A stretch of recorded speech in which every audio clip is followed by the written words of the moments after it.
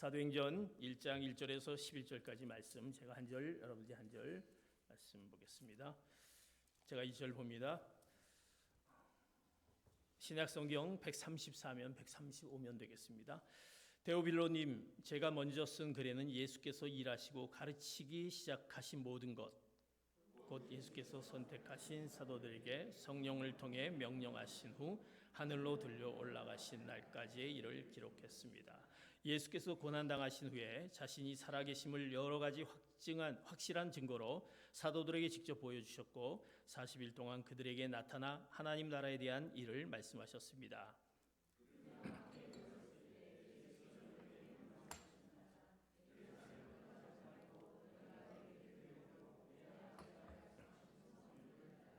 요한은 물로 세례를 주었지만 너희는 며칠 안에 성령으로 세례를 받을 것이다. 그들은 다 같이 모여 있을 때 주여 주께서 이스라엘에게 나라를 회복시켜 주시려는 것이 지금입니까? 예수께서 그들에게 말씀하셨습니다. 그날과 그때는 아버지께서 자신의 권세로 정하셨으니 너희가 알 것이 아니다. 그러나 성령께서 너희에게 오시면 너희가 권능을 받고 예루살렘과 온 유대와 사마리아 땅 예수께서 이 말씀을 하신 후 그들의 눈앞에서 들려 올라가셨습니다. 그리고 예수의 모습이 이내 구름 속으로 사라져 보이지 않게 됐습니다. 그들은 예수께서 올라가시는 동안 계속 하늘을 뚫어지게 쳐다보고 있었습니다.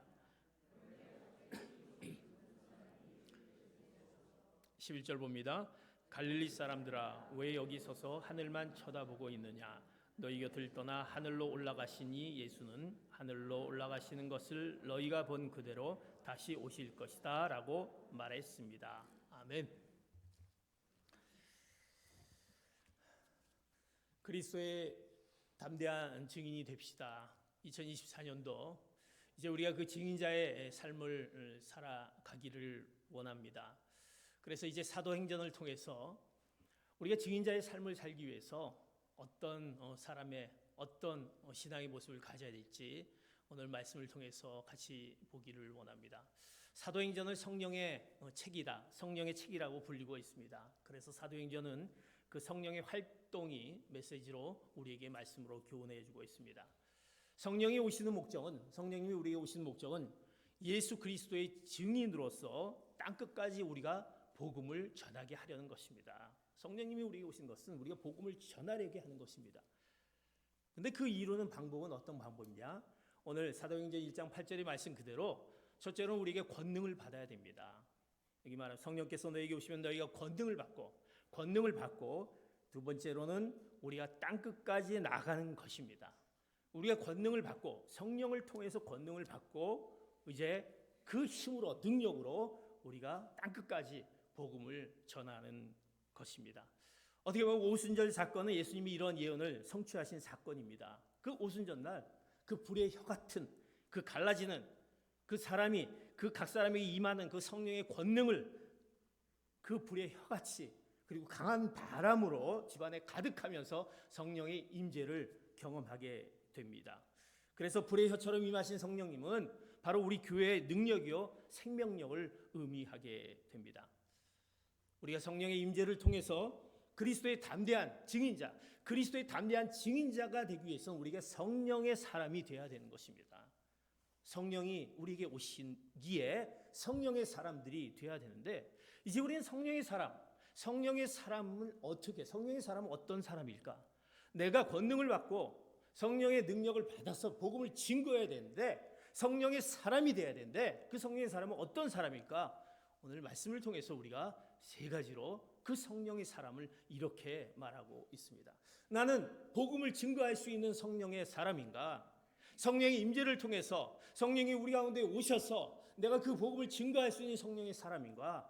오늘 말씀을 통해서 우리가 깨달으면서 내가 성령의 사람으로서 복음 증거자의 그 담대한 증거자의 모습이 여러분들에게 나타나기를 축복합니다. 첫 번째로 성령의 사람은 오늘 사도행전 1장 4절의 말씀 이렇게 말씀합니다. 같이 봅니다. 시작. 그들과 함께 모였을 때 예수께서 이렇게 명령하셨습니다. 예루살렘을 떠나지 말고 너희가 내게 들은 대로 내 아버지가 약속하신 선물을 기다리라. 성령의 사람은 기다리는 신앙을 가진 사람입니다. 기다리는 신앙을 가진 사람이다. 사도행전 2장 1절에 이렇게 기다림의 어떤 신앙을 이렇게 표현하고 있습니다. 사도행전 2장 1절 같이 보면 이렇습니다. 마침내 오순절이 이르렀을 때 그들이 모두 함께 한 곳에 모여 있었습니다. 그들이 함께 한 곳에 모여 있었다라고 얘기합니다. 예수님이 승천하신 후에 마가의 다락방에 모인 사람들이 예수님께서 약속하신 성령의 임재를 기대하는 마음으로 기다리는 사람들이었습니다. 성령이 그들에게 오는 것을 기다리는 그 사람들이었습니다. 그래서 초대교회는 바로 기다림의 신앙을 가진 성령의 사람을 통해서 교회가 시작이 되고 교회가 성장하게 됩니다. 성령의 사람을 통해서 교회가 시작이 되고 이게 성장이 되었다라는 사실입니다. 기다림의 신앙은 하나님의 약속을 신뢰하며 귀히 여기는 것입니다. 하나님의 섭리에 귀를 기울이는 것입니다. 그래서 그 성령의 사람은 그 기다림의 신앙을 갖고 있습니다. 하나님의 약속을 신뢰하면서 그 믿음을 가지고 그리고 하나님의 섭리, 그 섭리를 귀를 기울이는 사람. 반대로 성령의 사람이 아닌 사람은 기다리지 못해서 그 마음이 조급합니다. 그리고 다급합니다. 하나님의 섭리와 주권을 기다리지 못합니다. 그리고 그것을 무시합니다. 불신앙의 모습이죠. 그래서 늘 성령이 그 자리에 있는 것이 아니라 그 자리에 자기가 있기를 원합니다. 자기를 늘 등장시키려는 그런 모습 가운데 기다림이 없습니다. 너무 조급해, 다급하기 때문에. 성령께서 우리에게 오시는 것을 이제 우리는 기다리는 신앙을 가져야 된다는 것입니다. 우리가 성경에 보면 사울 왕 잘 알지 않습니까? 사울 왕이 타락했던 그때 그 말씀이 사무엘상 13장에 이렇게 나옵니다. 사울 왕은요, 그의 타락이 조급함과 다급함에서 시작이 되었습니다. 왜? 하나님께 예배를 드리는 그 번제를 드려야 되는데 그 당시엔 제사장을 통해서 번제를 드리게 됐는데 그가 그것을 기다리지 못합니다. 그래서 자기가 예배를 드리려고 합니다. 그 제사장 사무엘을 기다리지 못합니다.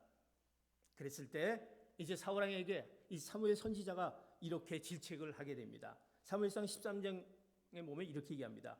왕이 망령되이 행하여 그래서 이 일로 왕의 나라가 길지 못할 것이다. 네가 왜 이렇게 기다리지 못하고 하나님께 예배드리는 것을 네 생각대로 하려고 하느냐. 기다리지 못하고 제사장을 기다리지 못하고 한 그 사울 왕을 지적하면서 네 나라가 이제 길지 못할 것이다 라고 얘기합니다. 어떻게 보면 굉장히 아이러니컬한 얘기입니다. 예배를 드렸는데 그 사울 왕은 버림을 받았다는 사실입니다. 어떻게 보면 더 중요한 것이 기다림이 얼마나 중요한 것, 잠잠히 하나님을 기다리는 것, 하나님의 약속을 존중히 여긴 것이 얼마나 중요한 것. 우리가 하나님 앞에 나갈 때 우리가 성령의 임재를 우리가 경험하기 위해서는 기다려야 된다는 것입니다. 내 생각대로, 내 판단대로, 내가 계획했던 대로 그것이 아니라 성령이 우리 가운데 오심을 우리가 기다리는 신앙을 가져야 되는 것을 의미합니다. 그 기다림의 신앙은 무엇을 의미하는 것입니까? 그것은 우리가 바로 그 성령의 오심을 기다리는 기도하는 사람을 의미하는 것입니다. 그 준비에 성령의 오심을 우리가 기다리며 성령이 우리에게 오시옵소서 하면서 우리가 우리의 삶을 하나님 앞에 기도하는 사람의 모습으로 가는 것이 기다리는 사람의 신앙이다라는 것입니다. 예수님도 사역을 하시기 전에 먼저 기다리셨습니다. 예수님이 자신이 하나님과 동등됨임에도 불구하고 그분의 말씀을 들으려고 기다리셨습니다. 예수님도 기다리셨는데 이제 우리는 멈춰야 할 것입니다. 성령께서 임하실 때까지 우리는 기다려야 할 것입니다. 그래서 기다림의 신앙은 굉장히 중요하다는 것입니다. 성령님이 오셔서 행하시기까지 기다리는 것입니다. 그래서 그 기다림 가운데 우리는 기다리는 것은 바로 내가 주체가 되는 것이 아니라 바로 성령님이 주체가 돼 성령님이 일하시도록 해야 된다는 것입니다. 성령님께서 행하시도록 우리가 기다려야 된다는 것입니다. 그 기다림은 늘 우리가 기다린 가운데 그냥 기다리는 것이 아니라 늘 기도로 준비하는 것입니다. 사랑하는 성도 여러분, 내가 성령이 우리 가운데 임하기를 원한다면 성령님 나에게 오시옵소서 얼마나 여러분들이 그 주님 앞에 간구로 나갑니까? 성령님 저에게 오셔서 내가 증거자의 사명을 감당할 수 있도록 그 능력을 나에게 허락하여 주시옵소서. 그냥 기다린 것이 아니라 내가 주님 앞에 기도하는 가운데 그 기다림의 신앙을 갖는 것입니다. 그래서 기다림의 신앙은 기도하는 사람이다라는 것입니다. 우리가 주님 앞에 예배자로 옵니다. 여러분들 예배자로 올 때 오늘 주님 앞에 예배자로 옵니다. 주님을 만나기를 원합니다. 주님의 놀라운 성령의 임재함을 기대합니다. 여러분들 교회 오기 전에, 예배 오기 전에 주님 앞에 차에 오시면서 제가 기도합니다. 오늘 예배 성전에 들어가자마자 주님과의 그 놀라운 임재함을 경험하게 하여 주시옵소서. 우리의 찬양을 들으면서 내가 주님 앞에 찬양을 올려드릴 때 주님께서 그 찬양을 받아주시고, 내가 기도할 때 그 기도 가운데 성령님, 주님께서 저에게 음성을 들려주시고, 내가 말씀을 들을 때 그 말씀 가운데 성령의 놀라운 세미한 음성을 듣게 하여 주시옵소서. 이런 우리의 기도의 준비로 여러분들 예배 자리에 오는 것과 그렇지 않은 것과는 많이 차이가 있다는 것입니다. 그것이 바로 기다림의 신앙을 갖는 자입니다. 사도행전 1장 14절에 보면 제자들이 다락방에서요, 뭐라고 하냐면 마음을 같이하여 전혀 기도에 힘쓰고라고 얘기합니다. 그들이 그냥 가만히 있는 것이 아니라, 기다리는데 그냥 가만히 있는 것이 아니라 하나님의 약속을 가만히 기다린 가운데 있는 것이 아니라 다 함께 기도했다라는 것입니다. 전혀 기도에 힘썼다라는 것입니다. 성령의 사람인 그리스도인들이 본받아야 될 이 기다림의 신앙이다라는 것입니다. 기다림 속에 함께 기도하는 깊은 뜻이 있는 것입니다. 그래서 단순히 기다리는 것으로 끝나는 것이 아니라 기도하는 가운데 다 함께 하는 것입니다. 그래서 그것은 용광로와 같은 믿음의 현장이 그 기도하는 가운데 나타나게 되는 것입니다. 기다림의 그 모임은 소망과 희망의 현장이 되는 것입니다. 그래서 우리가 기다림의 신앙을 가진 사람, 늘 기도하는 가운데 한 마음이 되는 것입니다. 그런데 우리가 기도하지 않으면 한 마음이 안 됩니다. 깨진다라는 것입니다. 사랑하는 성도 여러분, 내 가정이, 내 일터와 내 직장이 여러분들이 소원하는 것이 한 마음이 되기를 원합니까? 그렇다면 기도하시기 바랍니다. 그 가운데 성령님께서 임하셔서 내가 하는 것이 아니라 성령님이 그곳에서 일하게 하신다라는 것입니다. 그러기에 우리가 그 성령님을 기다리는 신앙, 기도하는 사람이 바로 우리가 24년도 그리스도인의 담대한 증인자의 그 역할을 감당하게 되는 것입니다. 이 놀라운 합심의 기도가 바로 초대교회에 그 놀랍게 일어나서 해결의 놀라운 능력이 나타나지 않았습니까? 우리 신년 특별 기도를 통해서 통성으로 같이 기도하는 시간을 갖습니다. 놀랍게도 같이 합심해서 기도하며 그 가정을 위해서 기도할 때 분명히 우리가 기도하는 것은 성령님이 일하시는 것을 우리가 요청하며 성령님이 그 가운데 우리 기도 제목 가운데 하나님이 함께 하시라는 그 소원이 있기 때문에 우리가 기도로서 주님 앞에 간구하기에 그 가운데 놀라운 그 응답의 은혜가 나타날 줄 믿습니다. 그러기에 우리는 그 기다림의 신앙, 기도하는 사람, 이 사람이 바로 성령의 사람인 것입니다. 사랑하는 성도 여러분, 그런 성령의 사람이 되시기를 축복합니다. 두 번째 성령의 사람은 어떤 사람이냐? 사도행전 2장 14절 이렇게 말씀합니다. 시작. 그러자 베드로가 11 사도와 함께 서서 자신의 목소리를 높여 그들에게 선포했습니다. 유대 사람들과 예루살렘에 사는 모든 사람들이여, 이 일을 여러분들에게 알게 하고자 하니 내 말에 귀를 기울이십시오. 두 번째 성령의 사람은 어떤 사람이냐? 들음의 신앙을 가진 사람입니다. 들음의 신앙. 사랑하는 성도 여러분, 들음의 신앙입니다. 베드로가 오늘 오순절 설교에서 뭐라고 얘기했냐면요, 모든 사람들아 내 말에 귀를 기울이십시오 이렇게 얘기합니다. 내 말에 기울이십시오. 초대교회의 회개와 구원의 역사, 그 후에 3,000명의 결신자의 기적적인 역사는 바로 들음이라는 권고에 순종하는 그들을 통해서 시작되었습니다. 말씀을 들으면서 그들이 회개하게 됩니다. 구원의 은혜를 체험하게 됩니다. 베드로의 그 긴 설교를 잘 들었을 때 그 말씀 가운데 경청하게 되고, 그리고 감동이 있고 회개가 일어나고 구원에 대한 갈망이 마음 가운데 생깁니다. 그래서 그 말씀에 보면 37절에 보면 그 말씀을 듣는 가운데 저희가 그 말씀 속에서 듣고 마음이 찔립니다. 내가 내 삶을 어떻게 살아왔지? 하나님의 말씀을 듣는 가운데, 그 구원의 말씀을 듣는 가운데 찔림을 받습니다. 그러면서 내가 그 들음의 신앙 가운데 이제 내가 무엇을 해야 되지? 라면서 그들 자신을 발견하게 됩니다. 변화와 새 창조를 위한 필요한 힘을 그들에게 얻게 됩니다. 우리는요, 듣기보다는 자꾸 말하기를 좋아합니다. 내가 표현하기를 좋아합니다. 주장하기를 좋아합니다. 사랑하는 성도 여러분, 우리가 이제 성령의 사람은 이 들음의 신앙을 갖는 사람이다라는 것입니다. 말씀에 귀를 기울여 듣는 신앙의 자세가 필요한 것입니다. 그래서 우리가 강조하지 않습니까? 여러분, 말씀 가운데 늘 듣기 바랍니다. 우리가 1년 시작하면서 성경 통독하지 않습니까? 매일 성경 읽기를 합니다. 공동체 성경 읽기를 합니다. 여러분들, 그것을 왜 그렇습니까? 내가 말씀을 들으면서 성령께서 그 가운데 우리에게 임하십니다. 그러면서 우리에게 놀라운 그리스도의 그 놀라운 복음의 비밀을 들려주면서 내가 듣는과 동시에 우리의 감동이 있고, 그것을 통해서 이제 복음의 증거자의 그 사명을 감당하게 되기 때문에 우린 들음의 신앙이 필요하다는 것입니다. 사랑하는 성도 여러분, 성령의 사람은요, 귀를 기울이게 성령의 음성을 듣습니다. 성령의 사람은요, 하나님의 말씀 속에서 성령의 음성을 듣습니다. 성령의 사람은요, 탄식과 신음 속에서, 내가 힘든과 어려움 속에서도 성령의 음성을 들을 수 있습니다. 말씀을 들으면서 말씀에 귀 기울임이 있을 때, 그 세밀한 음성을 들을 때 우리 영적인 민감하게 그 놀라운 하나님의 그 말씀을 우리에게 허락해 줌을 받게 되는 것입니다. 이제 우리는 들음의 그 신앙이 우리 가운데 있어야 되는 것입니다. 얼마나 여러분의 하나님의 말씀을 듣기에 사모하며 순종하고 있습니까? 2024년도 하나님의 말씀을 듣는 신앙을 여러분들 갖기를 축복합니다. 하나님의 말씀을 들어야 되는 것입니다. 우리가 성경에 보면 느헤미야 8장 3절에 이렇게 말씀하는 것을 보게 됩니다. 같이 봅니다. 시작. 그리고는 물문 앞 광장에서 남녀와 알아들을 만한 모든 사람들에게 이른 아침부터 정오까지 율법을 큰 소리로 낭독했습니다. 그러자 모든 백성들이 그 율법책에 귀를 기울였습니다. 이 느헤미야 8장 3절은 이렇습니다. 이 느헤미야 선지자가 이제 왕을 통해서 예루살렘에 무너진 것을, 이제 이것을 복구하기를 요청했습니다. 그리고 나서 그 긴 시간을 통해서 예루살렘 성벽이 복구가 됩니다. 그런데 예루살렘 성벽을 복구했는데 왠지 이 선지자는 마음 가운데 허전함이 있어요.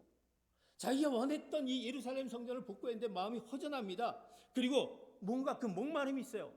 이렇게 복구했는데도 왜 이런 허전함이 있을까?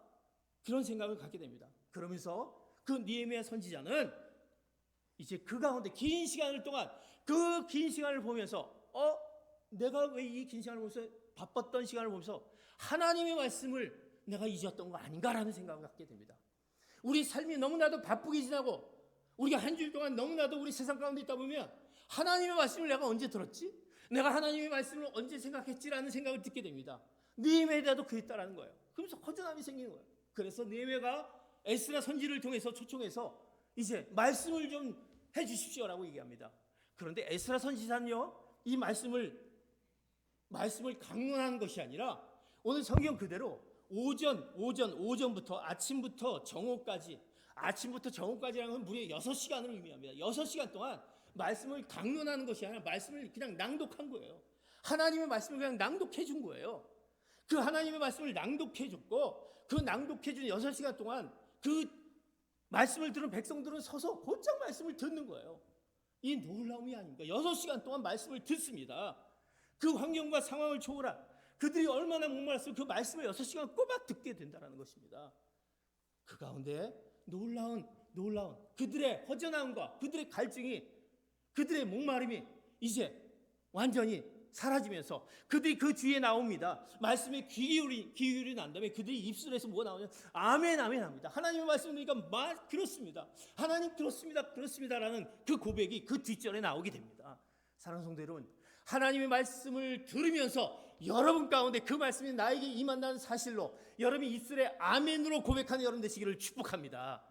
우리가 아멘으로 고백하는 것은 그렇습니다. 내가 그 말씀을 듣습니다. 그 말씀을 믿습니다. 나에게 줌을 믿습니다라는 것입니다.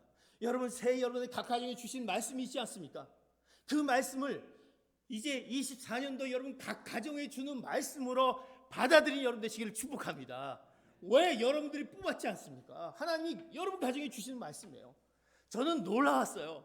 어쩜 그 31일 날 그 말씀을, 그 가정에 주는 말씀을 가지고 기도를 원하는 그 가정을 놓고 같이 기도하는데 그 성도님들이 그렇게 얘기하시더라고요. 목사님, 너무나도 놀라웠어요. 내가 꼭 필요한 말씀을 저에게 어떻게 이렇게 주셨죠? 라는 거예요.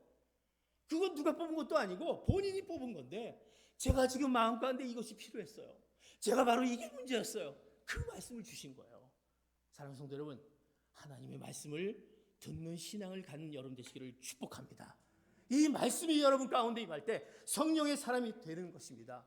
그 들음의 신앙에 헌신할 때 이제 우리가 하나님의 말씀을 들었을 때 이제 우리는 어떻게 우리 입술에서 무슨 고백이 되냐? 우리가 무엇을 해야 합니까? 그 하나님의 말씀을 들으니까 이제 내가 무엇을 해야 합니까? 라는 우리의 고백이 나오게 되는 것입니다. 이 고백은요, 희망의 신호탄인 것입니다. 우리가 무엇을 해야 됩니까?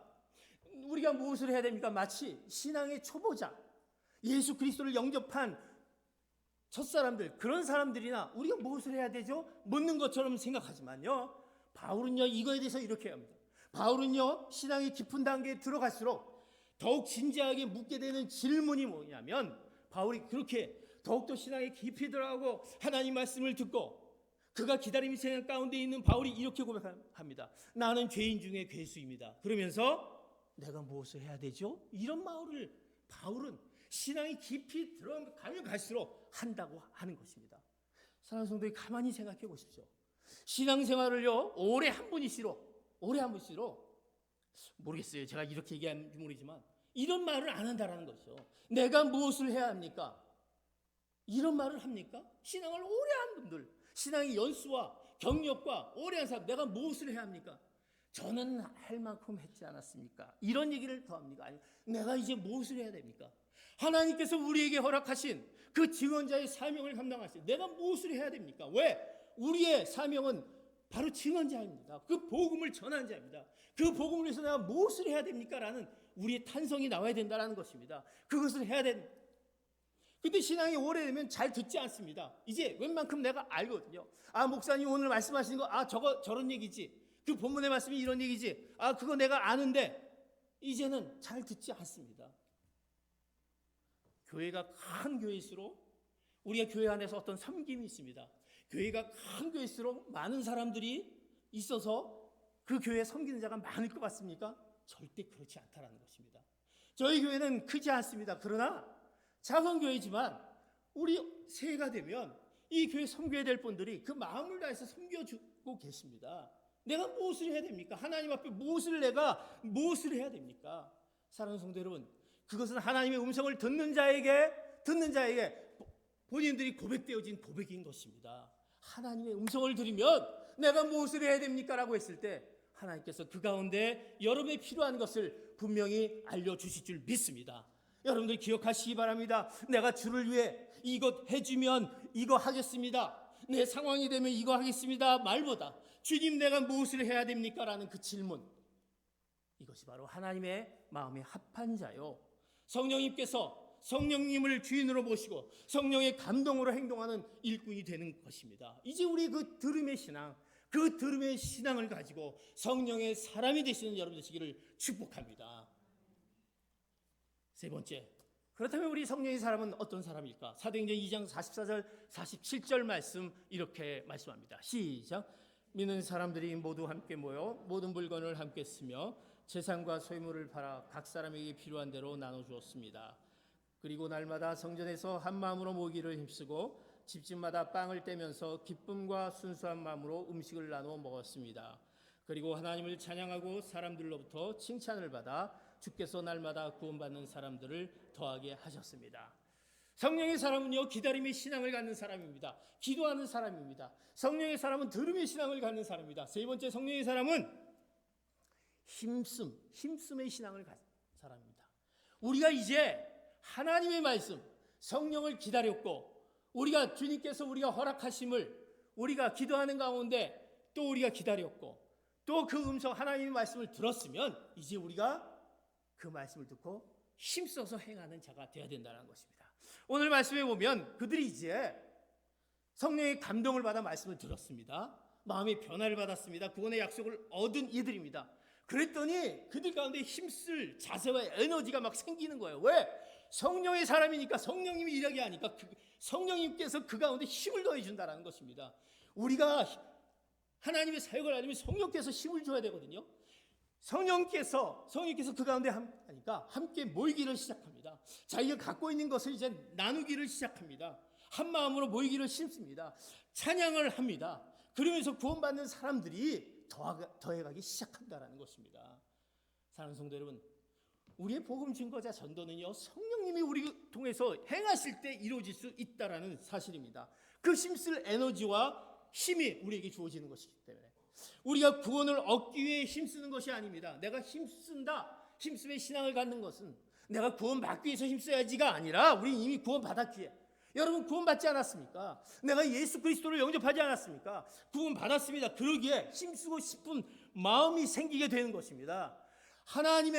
하나님께서 우리에게 그 명령하신, 하나님께서 우리에게 들려주신 말씀, 하나님께서 우리에게 허락하신 것들을 힘쓰의 그 신앙을 우리가 가져야 되는 것입니다. 여러분, 얼마나 하나님께서 우리에게 주신 그 놀라운 것들, 크신 은사, 은혜, 그것을 하나님을 위해서 얼마나 힘썼습니까? 이제 2024년도 이제 힘쓰의 신앙을 가는 여러분 되시기를 축복합니다. 내가 힘쓰는 것은 그냥 의무적이고 율법적인 신앙이 아닙니다.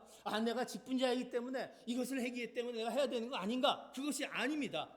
이것은요, 힘쓰의 신앙은 아주 복음적이면서 은혜 중심의 감사의 신앙이다라는 것입니다. 왜? 성령님의 그 이끄심이 있기에 내가 힘쓰의 모습이 나오는 것입니다. 성령님이 이끄시지 않고 내 힘으로 하면요, 힘들어요. 예? 짜증이 납니다. 공허합니다. 힘들고 어렵습니다. 때로는 서운함이 있어요. 그리고 때로는요, 내가 그것 때문에 상처를 받을 수가 있어요.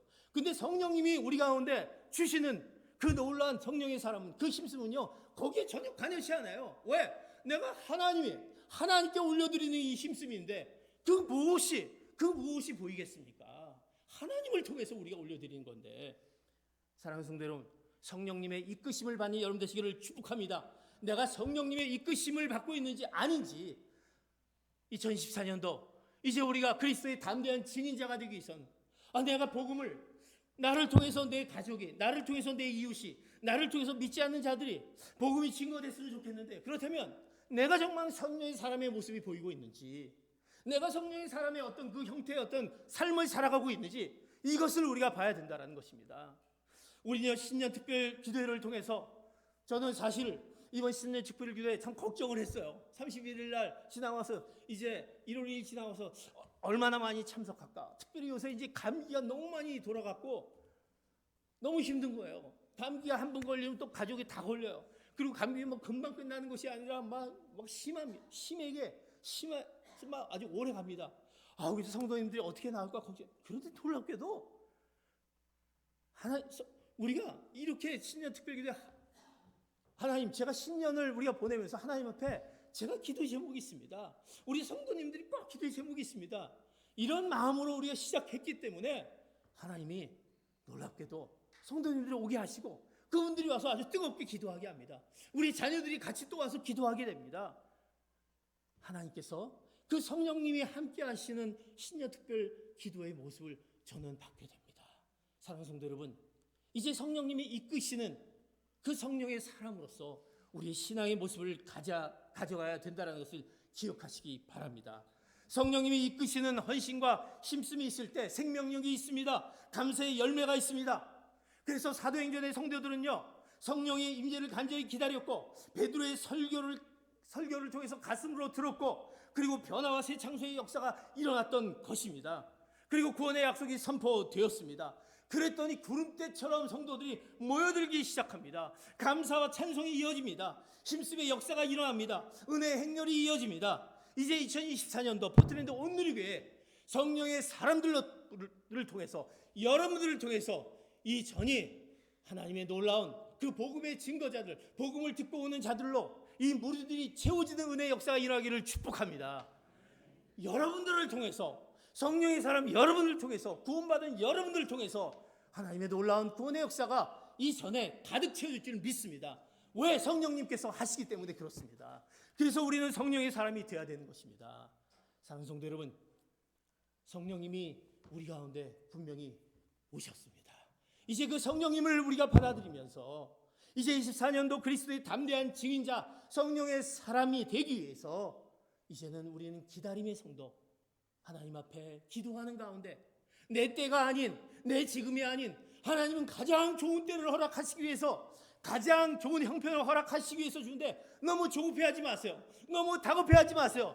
하나님이 놀라운 것을 주시기 위한 것임을 우리가 기다리는 가운데, 그냥 기다리는 것이 아니라 간구하는 가운데 하나님의 말씀으로 그 음성을 듣고 이제 우리가 그 힘쓰므로 새로운 새, 그 놀라운 새로운 변화와 부흥의 불길이 이 교회에 나타나기를 예수 그리스도의 이름으로 축복합니다. 여러분들은 성령의 사람입니다. 그 성령의 사람으로 이제 세워가는 여러분 되시기를 축복합니다. 기도하시겠습니다.